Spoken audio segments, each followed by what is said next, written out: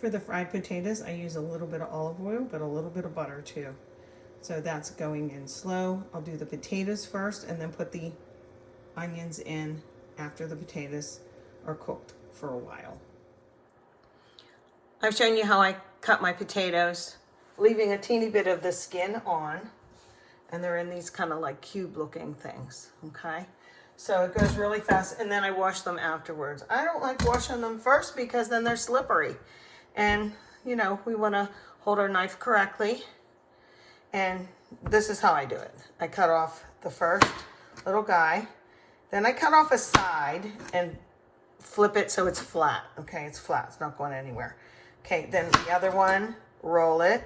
The other one, roll it. The other one. And then the other end. Now, if it has little eyes or something, you can just flick them off. You can peel them. I don't care what you do. But I'm making fried potatoes.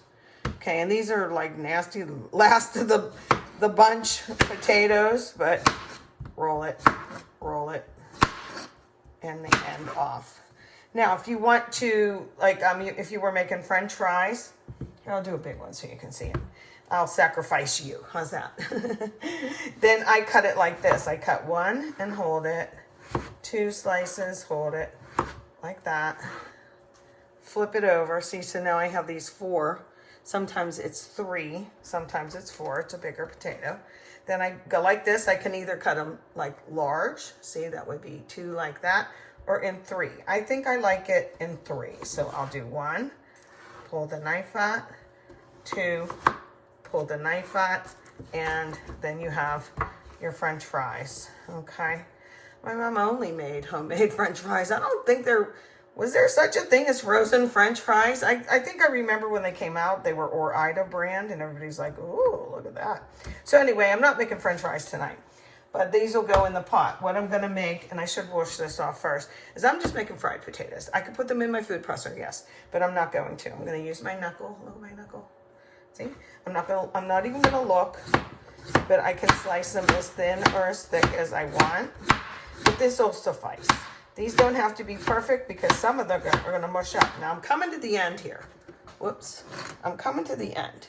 So you know what I'm going to do? I'm going to flatten it like that. And then do the same technique with my knuckle. Like that. See?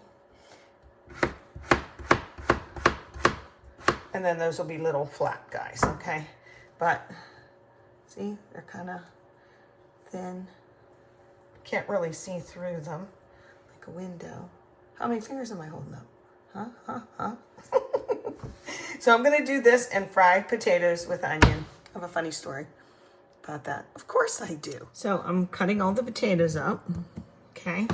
I have a few more to go, but I thought I'd tell you this funny little thing. I was about 15. No, I was 15. I was 15. So can you see how I do that? I don't know if you can see from that angle. Probably not. Whatever. I was 15 and I was invited to stay to dinner at a friend's house. So I was like, okay, good. That was always a good thing, right? And the mom asked me to help her peel the potatoes. So I'm like, okay, sure. I know how to do that. I'm 15. And so I was peeling the potatoes and I said, what are you going to make? Do you want them cut up more? Blah, blah, blah. And I remember she said, I'm going to try and make her husband fried potatoes like his mother makes. And we laughed. And I said, well, how's that? Like I was thinking it was some fancy thing or something, you know. And she said, I really don't know. I thought it was funny. And I said, well, I know. My mom makes them. So she said, okay, how? And I told her, and she said, you make them. In other words, I was going to be the scapegoat, I guess, if they weren't good. I don't know if that's true, but it felt like it at age 15. And so I did. And this is what I did. I cut them up by hand. I don't think it was an option not to at that point. Boy, this makes a lot. There's one more guy. And all I did was what I'm going to do here today. Fry them in a little olive oil, a little butter. Get them going, and then add some onion, salt, and pepper. And just keep flipping them around until they're done. You know? So, let's get them in the skillet and go for, oh, and by the way, they turned out phantasmo, in other words, fantastic. And I was a little star that day because Shirley made the potatoes and everyone liked them. So simple but good food is always the best, I think, in my humble opinion. You look yucky, you're out of there. I'll just cut that off. There we go. All right, this is a very big pan. I slice them down, and well, he's a thick guy, but most of them are the same size. Try and get them spread out to one layer. I'm not going to salt and pepper them yet. I'm going to put a lid on. I know this one doesn't quite fit, but it's a big pot. And then in a little bit, I'll flip them around with a large spatula. And once in a while, I've had to add like a 1/4 cup of water. You'll hear it sizzle and go in, and then put the lid on. So you're going to steam them cooked if they're not all the way cooked through. But you just keep doing this. I don't have the heat real high on this, just like medium low, okay? Okay, they've been cooking a while like this. I put the onions under the lid, just on top. And see the moisture, the condensation, goes right back and helps cook them. So I'm going to flip them now. See, the onions are just on top. Kind of steaming, I guess you'd say. Oh, this is hot. Hold on. Get this thing. And I'm going to flip them. See, now they're cooked, and now it's mostly all the way. And now it's kind of time to start browning. So I'll turn up the heat and leave the lid off. Okay, I'm not even going to salt and pepper yet. Just flip them around a little bit. And you saw it, I just used a little bit of butter and a little bit of oil. I'll kind of smush them around a little. Oh, here's the one that was like a French fry that I missed.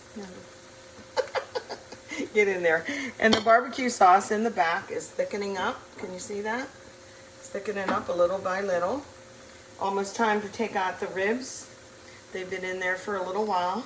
And then we'll finish them with some barbecue sauce and put them back in. And then for the last little part, we're going to put them under the broiler.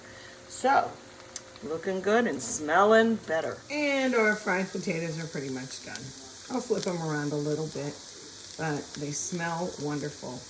Very potatoey. Go figure. All I do is do a little bit of salt and pepper. Turned up the heat pretty high, stood over top of it, don't walk away, and just flip them around a little bit more.